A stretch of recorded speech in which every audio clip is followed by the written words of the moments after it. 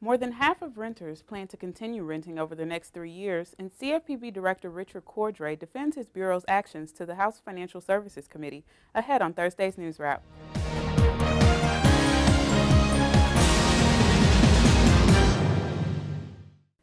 Rents may be rising and consumers may be feeling the crunch when it comes to their personal finances, but 70% of renters still believe that renting is more affordable than owning a home, and 55% of renters plan to continue renting for at least the next 3 years, according to a quarterly survey of online renters by Freddie Mac released on Wednesday.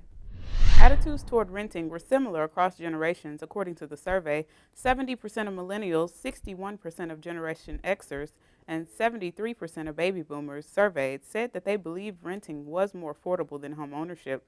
The perception of renting among millennials was more positive than the overall respondents.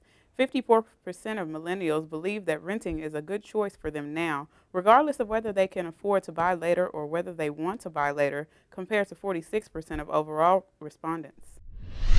In his first appearance before the House Financial Services Committee since September of last year, CFPB Director Richard Cordray on Wednesday sat before the committee to defend his and the Bureau's recent actions, whereas much of the questioning in Cordray's last testimony before the committee in September centered around mortgages and the then soon-to-be enacted TRID rule. The topic of mortgages was largely absent from this hearing.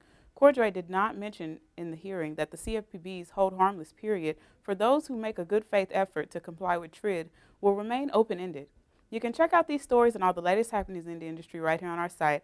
Thanks for joining us, and we'll see you again Friday. Until then, stay with DSNews.com for all your most relevant default servicing news.